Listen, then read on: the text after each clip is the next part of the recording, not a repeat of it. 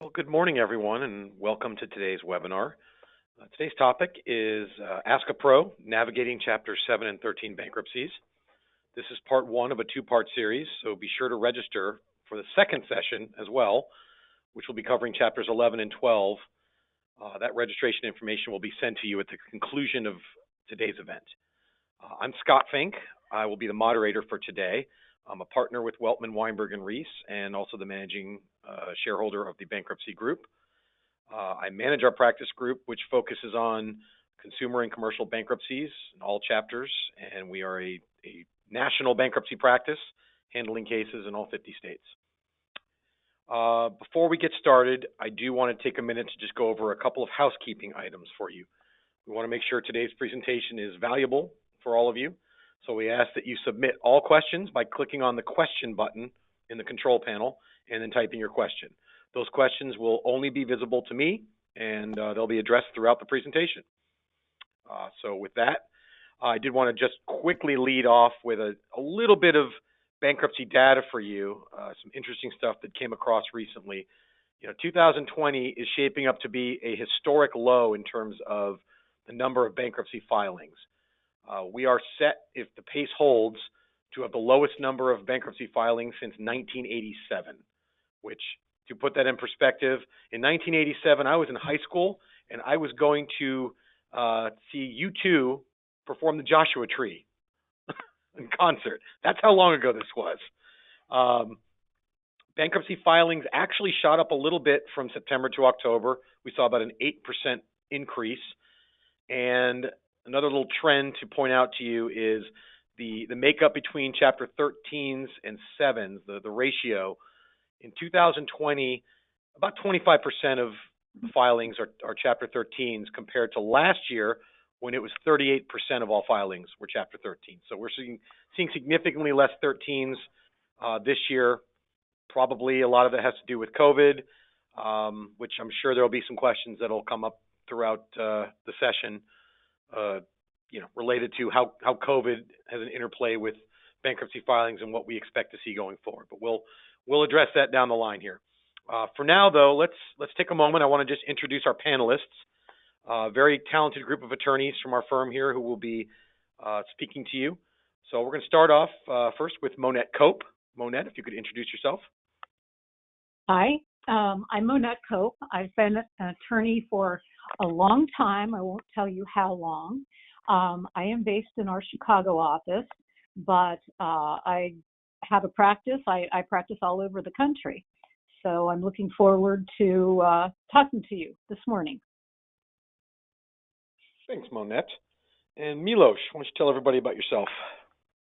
My name is Milos Kozdanovic. I'm an attorney with the Weltman here. I've been here for about 5 years, and I've been practicing law for, in 3 days, it'll be 16 years on the button. Fabulous. And Gary Masterson. Good morning. I'm Gary Masterson. I've been with Weltman for a total of about 3.5 years. I've been an attorney with our group for about 9 months now, based here in our Cleveland office, and primarily handle Ohio, Pennsylvania, New York, and California matters. Fabulous. Thank you, Gary. All right, and with that, I think we can move on and get going with some questions that we've already received or prepared to get you guys some information out there on what we're seeing in the bankruptcy world. So without further ado, let's move on to the first question. So you can see it on your screen there. First question is for Monette, and if you could walk us through what debts are dischargeable in bankruptcy. Okay, the short answer is just about all of them. However, the Bankruptcy Code does say that some debts are non-dischargeable. Most of these debts will not relate to consumer creditors. Those would be government taxes and fines, alimony and child support, debts caused by the debtor's willful and malicious injury to another, debts caused by death or personal injury while driving while intoxicated, and post-bankruptcy condominium or co-op owner fees, association fees. However, there are three that consumer creditors do run into. The first is debts arising from fraudulent conduct. This is not an easy thing to prove. Say this does happen. A debtor enters into a contract, purchases the car. 2 months later, files for bankruptcy, never made a payment. That is not necessarily fraudulent. We don't know what happened between the time that the debtor signed the contract and the bankruptcy was filed. There might have been an intervening occurrence, such as a loss of a job, death in the family, something happened. In order to prove fraud, you need to prove certain things, and it's hard to prove it. You have to show that the debtor misrepresented something to you in getting the loan. They knew that it was a misrepresentation. They intended to defraud you, and you relied on that misrepresentation, and not only relied on it, but relied on it justifiably. So, for instance, if you're a small bank in a small town and the local pizza shop applies for a loan and claims that they're grossing $100,000 a month in pizza sales, well, you might not rely on that justifiably, because it'd be pretty hard for a little pizza shop to have $100,000 in sales per month in a small town. So, and then in the end, after all of that, you need to prove damages, which is actually the easier thing to prove, who's got the debt.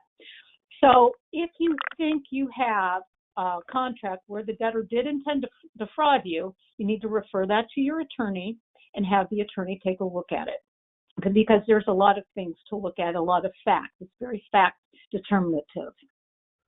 The second group of debts that are non-dischargeable that you'll run into is if you have student loans, if you give out student loans and they are the kind that are non-dischargeable, and those would be government guaranteed loans, loans funded by a nonprofit organization, and qualified education loans, which are normally used to attend a Title IV school. Those are non-dischargeable in bankruptcy. And the third type are debts omitted from Chapter 13 schedules. Because when a debtor schedules a debt, then that creditor gets notice of bankruptcy, and then the creditor has the opportunity to file a proof of claim and get paid. But if the debtor doesn't schedule you, you will not get notice, and you will not have an opportunity to file a timely proof of claim, and you will not get paid. Those debts are non-dischargeable. That doesn't happen very often, but it does happen. Generally, it doesn't matter in a Chapter 7 case because most of these are no assets. There is no distribution. You really didn't lose anything. You didn't lose any rights. The only thing is you might attempt to collect the debt later on in time, but then the debtor says, I filed bankruptcy, and then you just, mark off the debt. So basically the ones that you are going to run into as consumer creditors are fraudulently incurred debts, student loans if you are a student loan lender, if they are the type that are non-dischargeable, and debts omitted from Chapter 13 schedules. So with that, I will ask that Gary respond to the next question. All right. So, and before we go to Gary, I wanted to just touch on a couple things strike while the iron's hot. Just as a couple of examples, I know Monette mentioned the idea of fraudulent debts and that the creditor or a bank in her instance or example, that you need to show reasonable reliance on those representations by the debtor or the customer. And it occurred to me because we used to have a lot of these back in the day, not so much anymore, but these loan applications, and Monette laid it out pretty clearly where someone comes to you and says, hey, I'd like to borrow X amount of dollars in my pizza shop. We do $100,000 of sales a month or whatever the representation may be. Just taking them at their word because they wrote it on an application, that's not going to be reasonable reliance. However, if you request documentation and they provide you with tax returns, profit loss statements, things like that, that you review, you rely on those, and it turns out that they in fact falsified those. Now we've got a case. You've taken the steps as a lender to what would be considered you've reasonably relied upon that information. It all depends on the sophistication of the creditor we're talking about. If you lend your friend money, you're not required or expected to use the same kind of due diligence that a sophisticated lender like a bank would use. So it's really a function of, if you're a sophisticated lender, you're going to need to take those steps to ask for verification on the financials and the representations that your customer or the debtor is making to you. So I just thought I'd mention that. And the other thing was the willful and malicious injury section, where you can claim a debt as non-dischargeable for willful and malicious injury and or conversion. That comes up a lot, where someone will have property securing or assets securing a debt, and it turns out that they took the property, sold it to someone else, and didn't turn the proceeds over to you. That's a conversion situation. Willful and malicious injury can also be, and we used to see this, I haven't seen it in a while, but a debtor on the way out of the house, or before you get the car back in a repo situation, they've trashed it kind of out of spite. And those are ones where the entire debt may not be non-dischargeable, but the amount that the asset or collateral has been devalued would be your non-dischargeable amount. So I just want to add those two little points to it. And we actually got another question, and I'll just stay on this for a minute. There's a bunch of them. I'm just going to ask one. The question was, what about a debt where a lien was placed on property 60 days or more prior to bankruptcy filing? How would that interplay in terms of non-dischargeability? And I guess the starting point is, as long as the lien was placed more than 60 days out, we shouldn't have an issue with our lien. Would that be correct, Monette? The lien itself. Yes, I believe. Yeah, and if there's a window of time, this just came up with a credit union, and it was kind of a bitter pill to swallow. But a contract was entered into, let's say, October of 2019, and the lien was not placed on the vehicle title until sometime in February. And in the intervening time, the debtor filed for bankruptcy. Well, that's a preference, and the lien was not valid under preference law. That's not so much non-dischargeability, it's another mechanism in the law. And unfortunately, the trustee was able to void the title on the lien and recover and sell the vehicle free of the lien. So that's an unusual situation. It doesn't happen very often, but the short answer to that one is work with your vendors, the car dealerships, and make sure that they apply for the titles immediately upon the sale.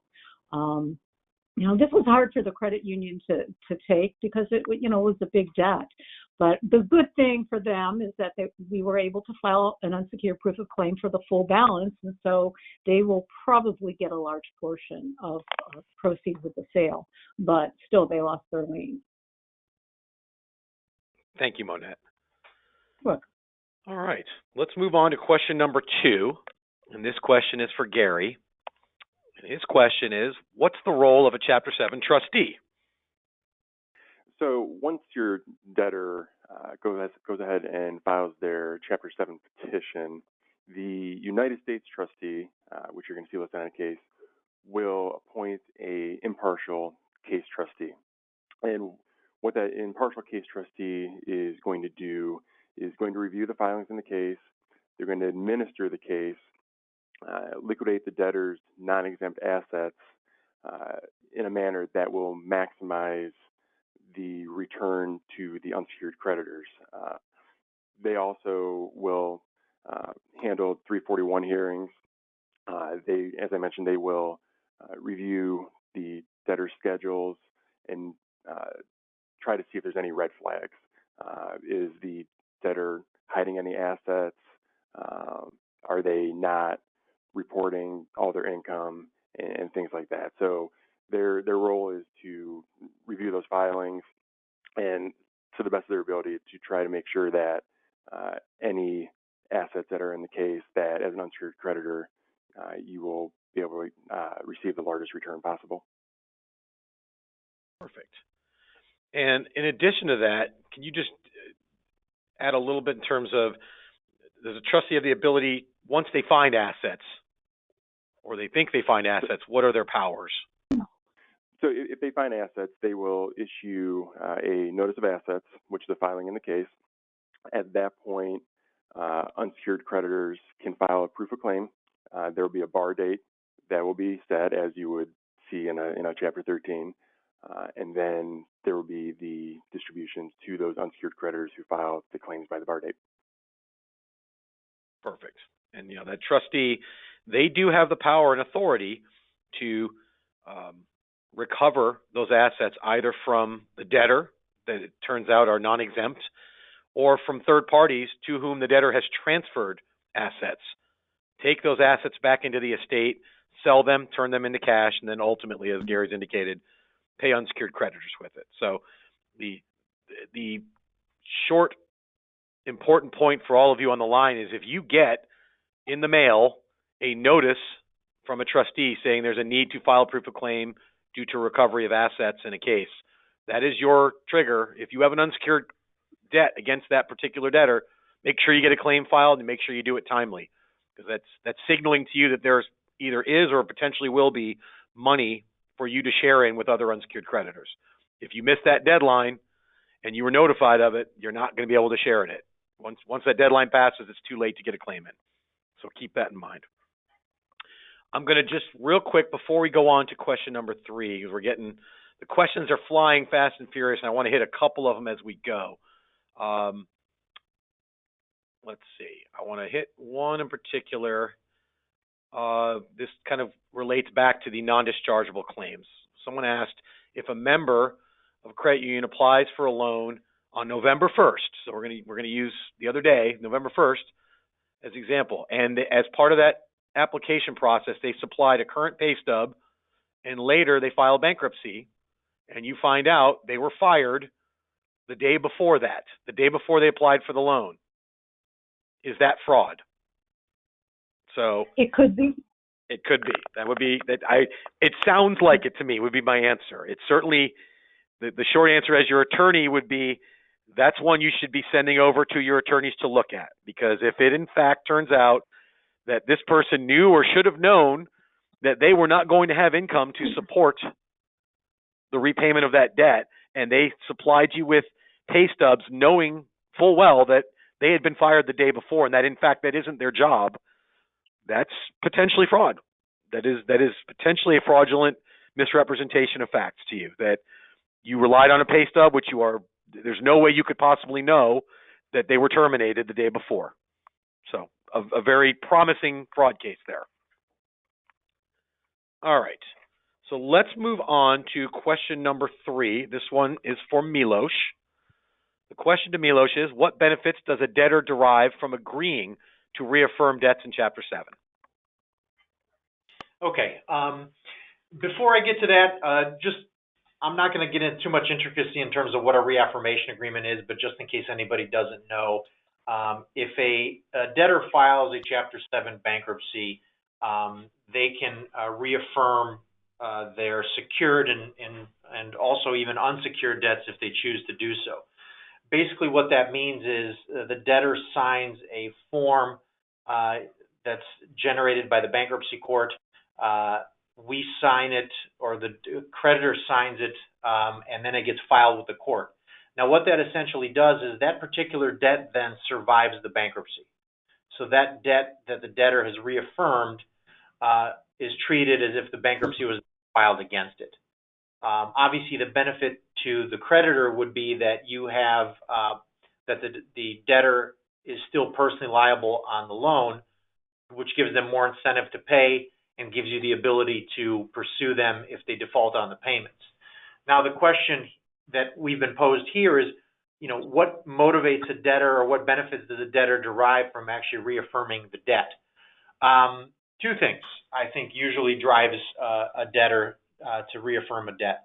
One is they want to maintain a continuous relationship with the lender. They had a pre-existing relationship. They want to maintain that relationship, and they want the ability to obtain credit in the future. That's usually a big motivator for a debtor to reaffirm a loan. The second thing is credit repair. When a debtor reaffirms a loan, because that loan is treated as if it was never in the bankruptcy, as a lender, you should really be reporting that loan same as you were prior to the bankruptcy, as an active, ongoing account. The motivation there is the debtor reaffirms the loan, and they have some sort of a credit history that'll continue beyond the bankruptcy and give them ability to start rebuilding their credit after the bankruptcy's been filed. Those are two of usually the main motivations for somebody to reaffirm a loan. Thank you, Milos. I'm going to just elaborate a little bit, or ask you to elaborate. In terms of the ability to communicate with your customer, with your debtor, post-discharge. The benefits of having that reaffirmation agreement, and what you can and can't say, what you can and can't discuss with a debtor hinges largely on whether that debt was reaffirmed. Yes, the easiest way for me to explain it, and which is the accurate way, is you just treat the loan as if the bankruptcy was never filed. Everything proceeds as normal. Once the bankruptcy is complete and the reaffirmation agreement's been signed and filed, you can resume calling the debtor, sending collection letters, sending billing statements. Everything resumes as normal, as if a bankruptcy never took place. And the flip side to that coin is, if they don't reaffirm, the lender is very limited in its options. What you can do with a customer who is trying to contact you because they want to work something out. If they fall behind in payments, if they want to modify their loan, they want a forbearance agreement, or they just want to talk to you about, hey, I know I fell behind, what can I do to get caught up? It very much limits what you can do as a creditor and as a debtor. So that is another huge selling point that we make sure we use as a talking point when we talk to opposing counsel to say, look, we get it. Like, you're going to be binding your client's going to be binding themselves to this debt if they reaffirm. However, look at it from the flip side. If they fully intend on repaying it, we know life happens, stuff happens. And if they run into tough times a year or two from now, but they have every intention, they want to keep their car, and they end up just, quote unquote, retaining and paying. If something happens a year from now, the lender cannot really communicate with your client. They can't modify the loan. They can't do anything with them other than repossess the vehicle.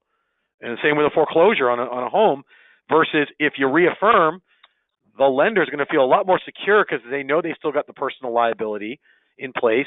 And it also means that the debt survived the bankruptcy and wasn't discharged. You can talk to them. Otherwise, you really are limited. You can't communicate with them other than to know what their intentions are, and that's the end of it. And then you've just got to act on your lien.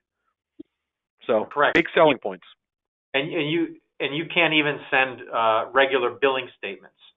So if the debtor doesn't reaffirm, they're going to have to call in to verify the status of their account, make their payments. The issue is, if you send billing statements, that could be construed as an attempt to collect a discharged debt, and that puts you at potential risk. Yep. All good info. Thank you, Milos. No problem. All right, let's move on to question number 4, and this one will be from Monette again. And her question is, what are the benefits to the debtor of filing for Chapter 13 relief as opposed to Chapter 7? This one is very, very easy to answer. The debtors get to keep their property. It's that simple. They get to keep their homes and their cars, which is primarily what they're trying to save in a Chapter 13. And if they fell behind on their mortgage or their car loans, which is often the case, they have time to cure that default. And if they are successful in their Chapter 13 plan, they will emerge on the other side with a discharge, and with the debt either being paid in full, like in a car, or they have brought their mortgage current and can continue on making their regular monthly payments. The Chapter 13 is structured so that debtors have between 3 and 5 years to do this. So that gives them some time to rearrange, reorganize their debt. That's what it is, a reorganization. Contrast that with the Chapter 7, which is your strict liquidation statute. Most Chapter 7s are no asset. That means there's nothing. Like if you take all of the debtor's property and sell it, there would be absolutely nothing to pay the creditors with. There just isn't enough money. And most of them are like that. So most Chapter 7 debtors go into their case expecting to surrender homes and surrender cars. But the benefit is, 6 to 8 months later, they come out of bankruptcy debt-free, but with less property, most likely. So for those debtors that want to keep their homes and their cars, Chapter 13 is the way to do it, and that's the simple benefit of it. And for creditors, the flip side is that the creditors get paid in a Chapter 13. They might not get paid their full claims, but they will get paid, and that is a benefit for the creditor as well. Thank you. So I'm gonna stay with Monette for a minute and just jump backwards because we do get questions that are flying in as we're doing this. One of the ones that occurred to me was back on the idea of what's dischargeable and what's not dischargeable. In a Chapter 7, if your debt's not scheduled in Chapter 7, is the debt still discharged? It depends on whether or not it's an asset or a no asset. If it's a no asset, which 95% I'm guessing are no assets, that means there's no distribution to any creditor. There's just no money there. It's discharged. It's a never no mind. Even if you were scheduled, you would not have received anything. If there were assets and there was a distribution, I would argue that it's non-dischargeable to the extent that you would have received payment if you had been scheduled and you had timely filed a proof of claim. What would have been your distribution under that case? And I would argue that that amount is non-dischargeable. That would be a exactly rare what I would argue. scenario. Yeah, that would be rare. But if it was a big enough debt, and if the distribution was large enough, it would be worth looking at, seriously. Yep. I would agree with that. So another question that was posed, and this is really for our entire group, anyone can jump in here, but the question was, if you have a member in a Chapter 7 bankruptcy and they discharge their motor vehicle loan, but they continue to make payments on it, are we supposed to go and immediately repossess the vehicle? That was the question. So I will lead off by saying, first of all, my answer would be probably not. I would not, as your attorney, recommend that you repossess a vehicle if they continue to make current payments on it. However, depending on the state you're in and how they treat what's called an ipso facto clause, which in your loan documents, one of your events of default might be that your member, if they file bankruptcy, it's considered a default. Depending on the state you're in, the jurisdiction, some will recognize the fact that an ipso facto clause can be used as a grounds to repossess a vehicle, even if they're current. Some are not really tolerant of that. But I think the bigger point is it's a business decision also. Even if an ipso facto clause allows it, the question is, do you want to take that collateral back and sell it, or do you want to just continue to take the stream of payments and wait it out and see? Because if they're going to keep paying you, you're better off taking payments over time until the loan matures versus taking back a vehicle that you may get wholesale value at an auction. But I will open it up if any of my fellow attorneys want to jump in on that if they have thoughts. I think you hit all the points that need to be hit on that subject. I think that's 100% right. All right. So let's go on to question 5. and that is for Gary. Gary, what is a cram down in Chapter 13? So there are certain situations in a Chapter 13 where your debtor can actually reduce the principal balance that they're going to pay on a secured debt, and the way they can reduce that is to the valuation of the collateral that secures your loan. So, for example, you have a loan with a debtor for a vehicle, and the payoff balance at the time of filing is $25,000. You run the valuation on that vehicle, and that comes back in at $15,000. In their Chapter 13 plan, they can list that value as $15,000, and that amount would be paid out as secured, and any excess up to your payoff would be treated as a unsecured debt. There's a couple, they can't do this in every situation. One of the prime examples of where they cannot cram you down is called a 910 claim. And that's a situation where the contract has been entered into and signed within 910 days of the bankruptcy filing. And in that situation, they may try.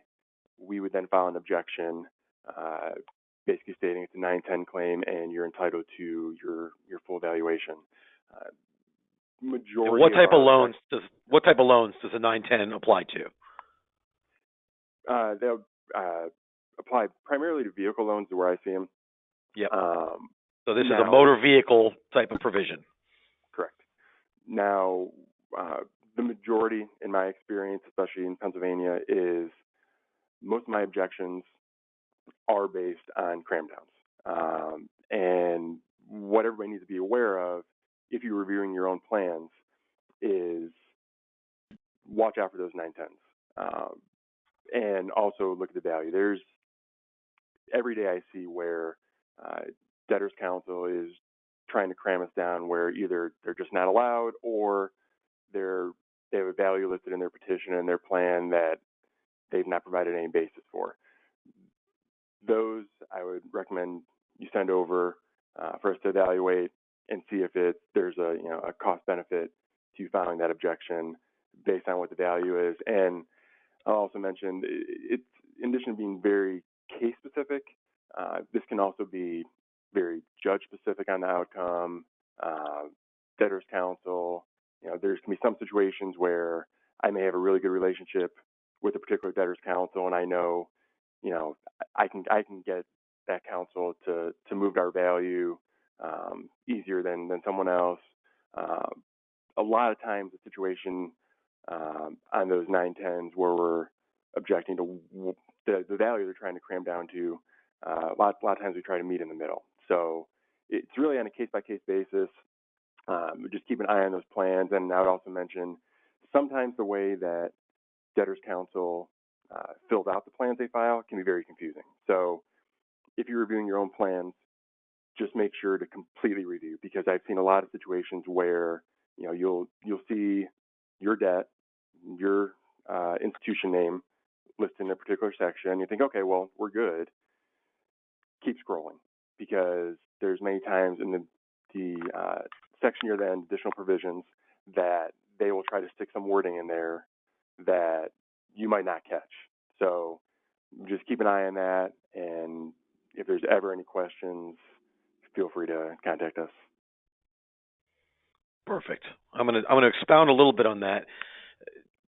While the principal or the balance that's owed can be crammed down if it's a motor vehicle loan that's beyond 910 days old, the interest rate can also be crammed down. And even on a 910 claim where, let's say the loan was taken out a year before the bankruptcy, so well within the 910 days, where you can object and say, no, you can't drop our balance down to the value. You got to pay us everything we're owed.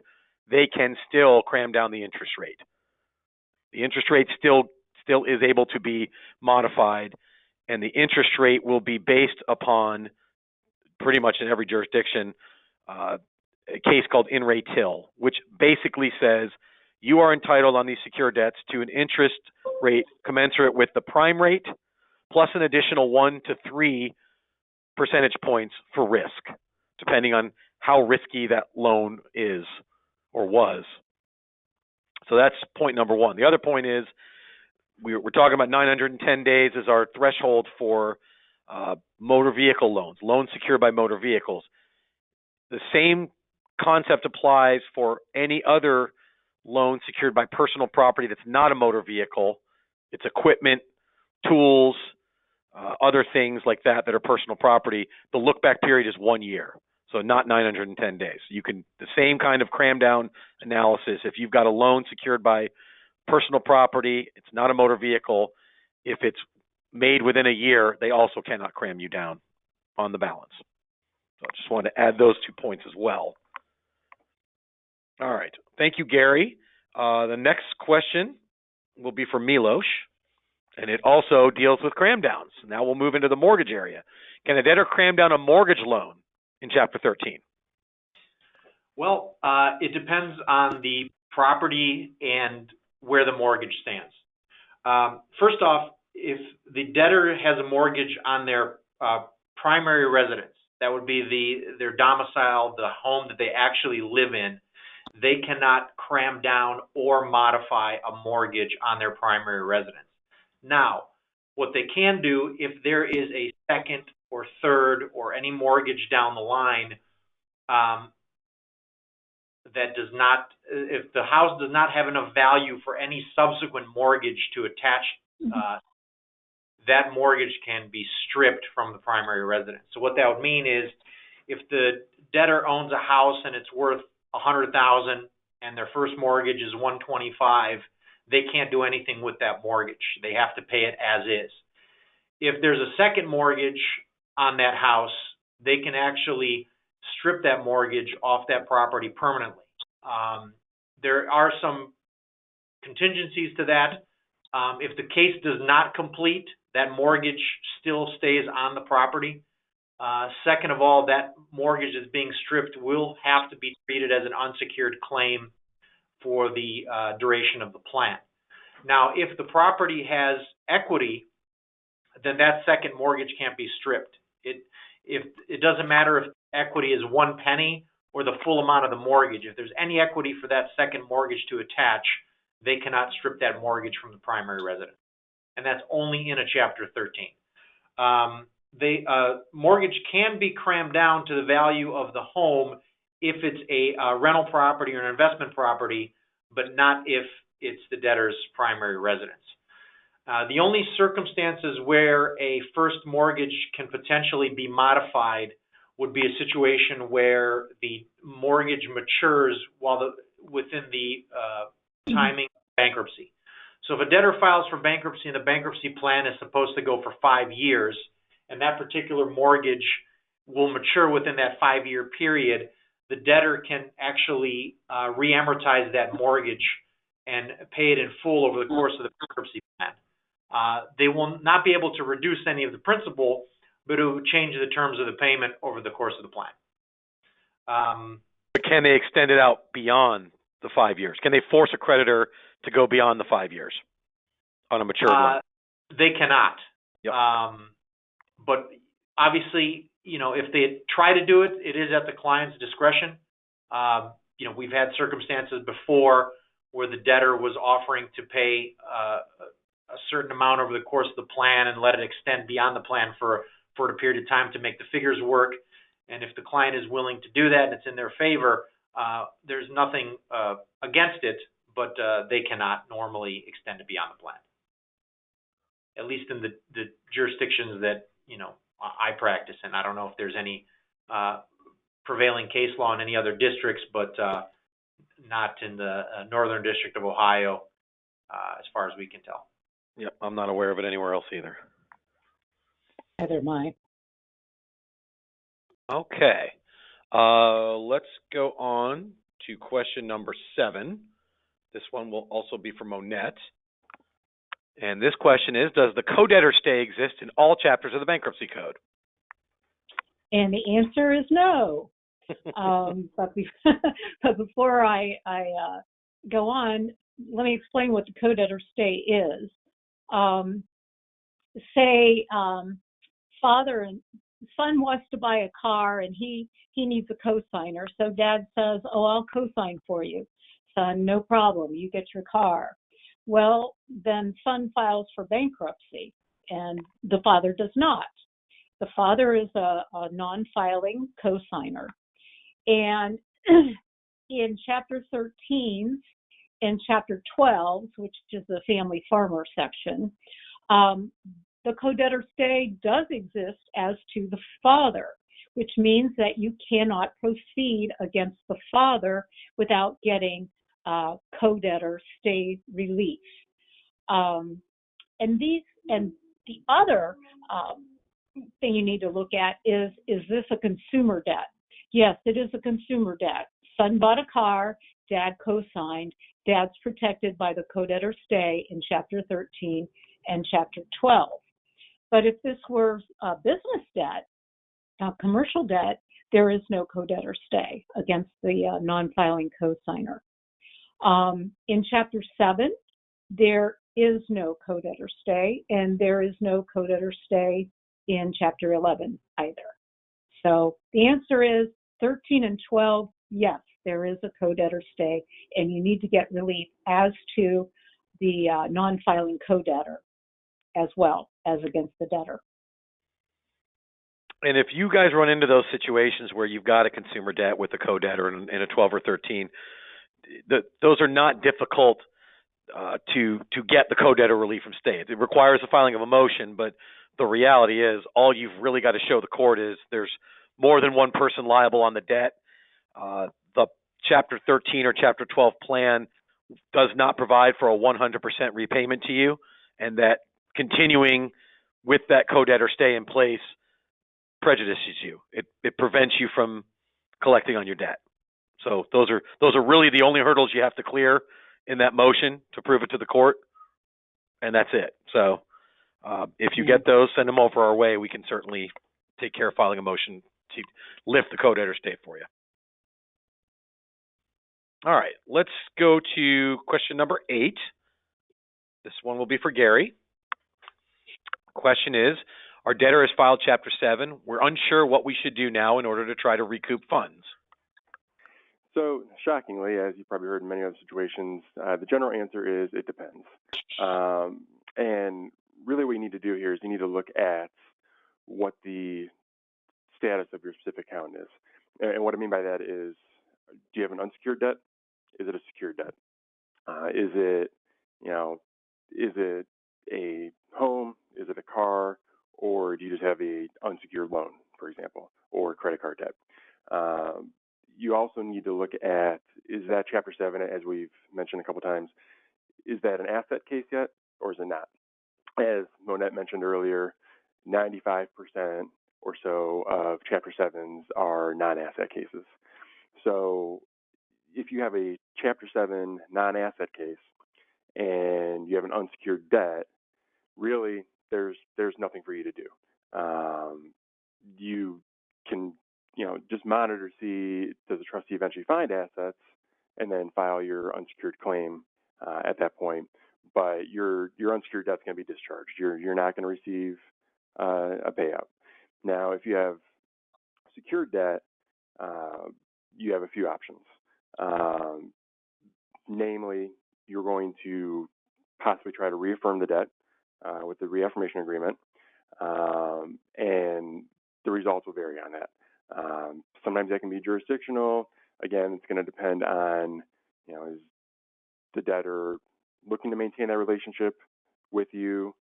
Like Scott had mentioned earlier, sometimes their attorney will advise them that, it's best to maintain that relationship. And as Mila should mention, some of the positives with maintaining their credit history, they want to keep the vehicle.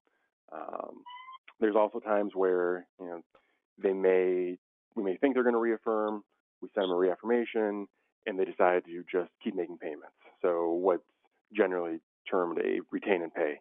And so in that situation, they won't sign the reaffirmation. It won't be filed with the court. hopefully they continue making the payments. If they don't, like we mentioned earlier, then you still have your collateral rights and you can go pursue those in the vehicle later on. It's just underlying debt would be discharged. Another situation, it may be that the debtor files their Chapter 7 and they don't intend to keep the vehicle. It could be that they just don't have the funds, and they might say, hey, I want to surrender.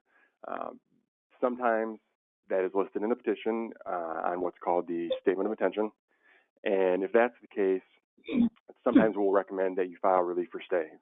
And the reason we would is if they're saying they're going to surrender the vehicle, or they may contact you and say, I've decided to surrender, and that case isn't going to discharge for some time. In those situations, we would recommend filing relief for stay just so you can go secure your collateral and proceed with liquidation to avoid further depreciation, maximize your distribution from the sale, and also when you have a vehicle sitting out there that somebody is saying they're going to surrender, weird things happen, whether it's through any fault of a debtor or just life that happens. That vehicle can be stolen, it can be an accident, it can be totaled, damaged, and so your collateral is at risk. So it really, overall, it depends. The easiest bright line at the beginning is your debt secured or unsecured, and then those options I mentioned pretty much flow from there. Thank you, Gary. So before we move on to the next question, I'm going to plug in a couple of questions. We're getting a lot of them from the audience. So I'm going to try to take some of these and read them and then answer them, and the group can chime in here as well. So we've got a variation of a couple of these questions. We're saying if a debt's not included in Chapter 13 in the plan, is it uncollectible after discharge, or can a creditor collect the debt after discharge?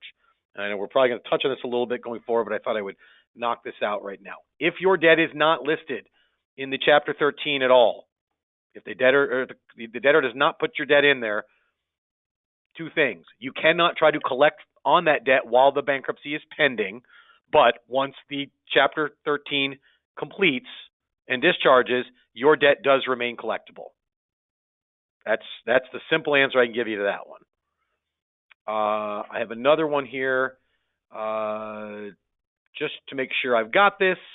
In Chapter 7, they're asking the question, if a debt is not included, is it discharged if it's not listed? And we answered that before. Yes, it usually is, unless it was an asset case, which is a very rare situation. But the general rule of thumb is whether you are listed or not in Chapter 7, the debt's discharged. And then they asked, but what about Chapter 13?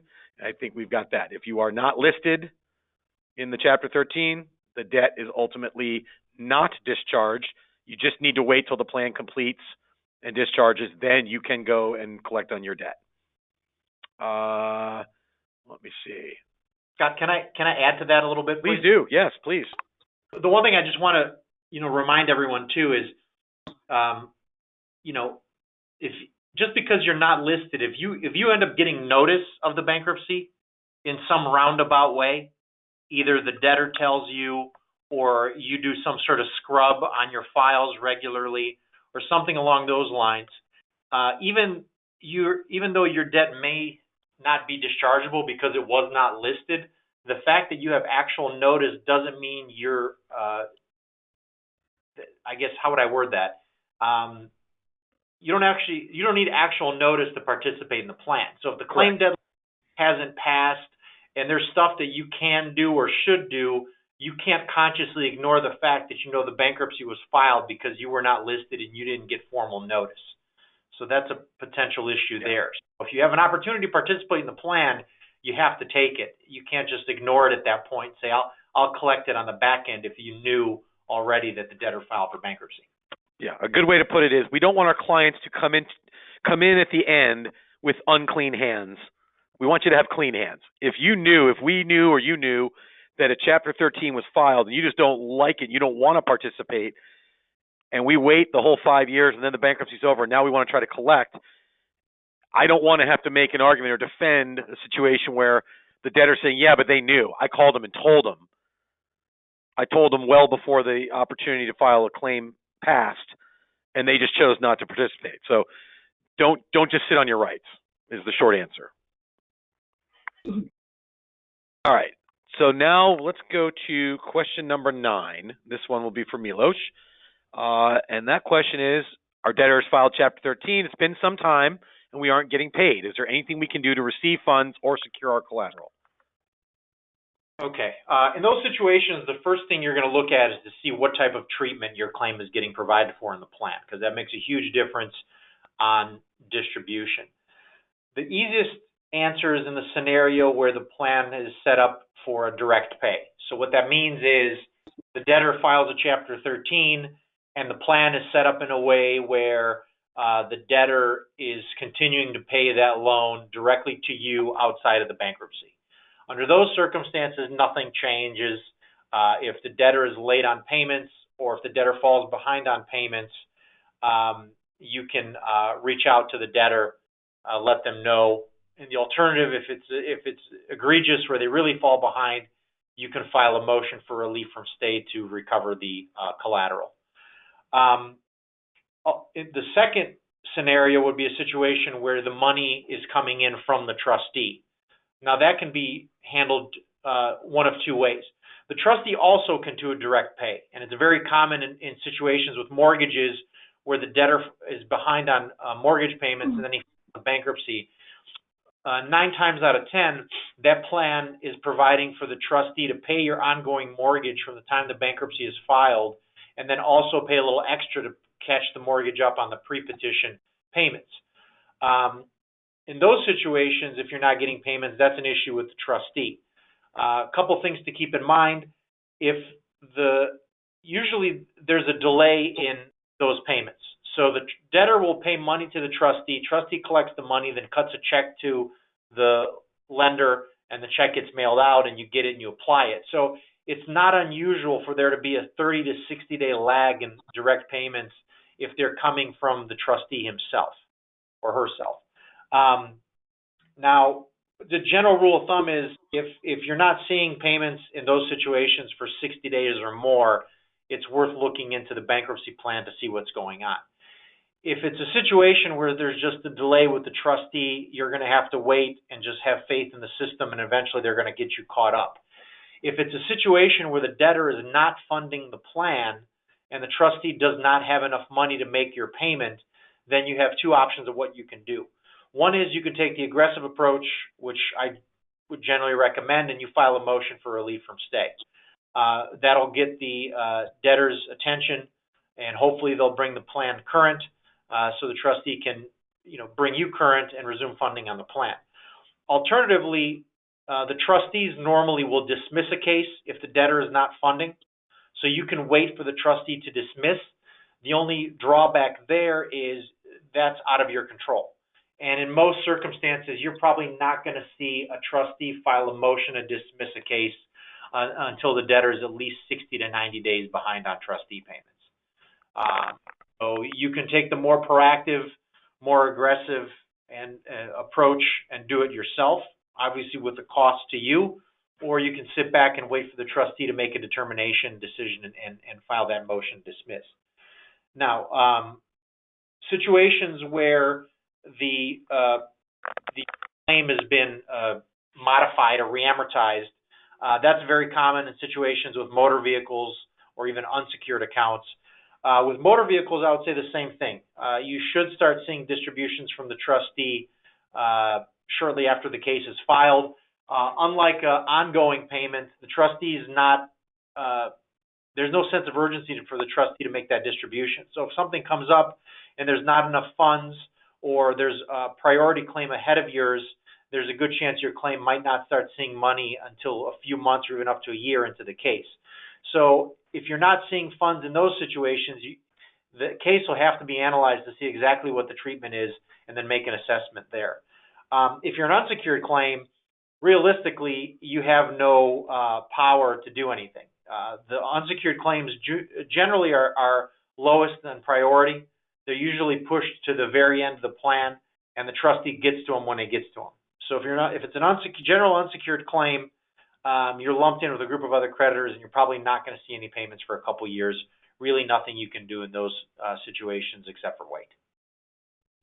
And that's all I really had to touch on with regards to question number 9.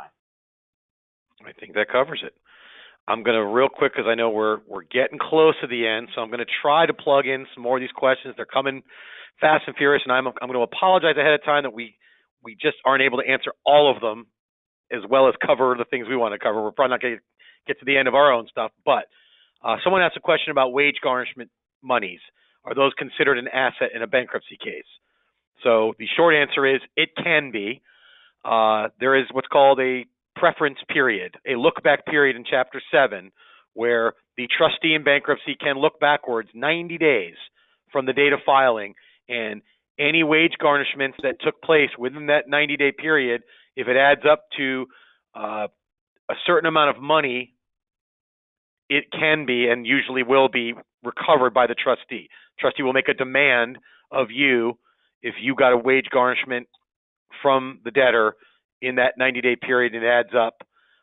You are going to be asked to return that money to the estate, and then you would of course be able to file a proof of claim for the money that you had to return, and you would share equally with other unsecured creditors in getting a pro rata share of that money back. So that's the answer to that one. There was a question about getting a reaffirmation agreement in a Chapter 13. Can you still collect payments through the entire Chapter 13 plan, even though your debt is not part of the plan?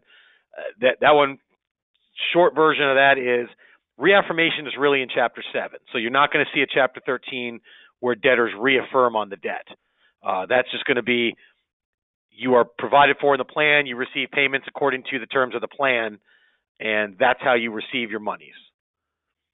And then lastly, there's another one here about in a Chapter 13, if the secured debt is being paid outside the plan, does the automatic stay remain in effect, or can direct contact be made? The simple answer is the stay is in effect whether the payments are being made outside or inside the plan. So you need to honor that automatic stay. Do not try to make contact with the debtor. Now, there may be plans where your debtor specifies that statements continue to be sent to them. They're not. I've never seen one that says, "But you can call me if I miss my payments." So, if in fact payments fall behind, you need to contact your attorney and have them make contact with the debtor's attorney to address that default in payments. And if the payment default persists, probably we're going to be looking at a motion for relief from stay. So I wanted to touch on those. We probably have time for one more question, so I'll throw it to Monette for question number 10. And that would be, can a creditor file a late proof of claim? Okay. The simple answer is sure, you can file a late proof of claim, but the question is whether or not it's going to be allowed. Generally, if you file a late unsecured proof of claim, that will be disallowed. That's a hard and easy, that's just hard black letter law right there. A late filed unsecured proof of claim will likely be disallowed unless you did not have an opportunity to file a timely claim because you weren't scheduled. What if you miss a proof of claim deadline? It varies by jurisdictions whether or not the courts will allow late filed proofs of claims. In the Southern District of Illinois, they will not, even if it's a secured debt. So you need to contact your attorney if you miss the deadline. The moral of the story is don't miss the deadline. If you know it's coming up and you have adequate notice, file your proofs of claims. But if for some reason you miss it, you need to contact your attorney and see whether or not you can, in that jurisdiction, file a late filed proof of claim. In my jurisdiction in Chicago, I can contact the debtor's attorney if it's for like a car loan or a mortgage loan. They want to pay that. And if a debtor brings a motion to allow a late filed claim, the courts will generally allow it.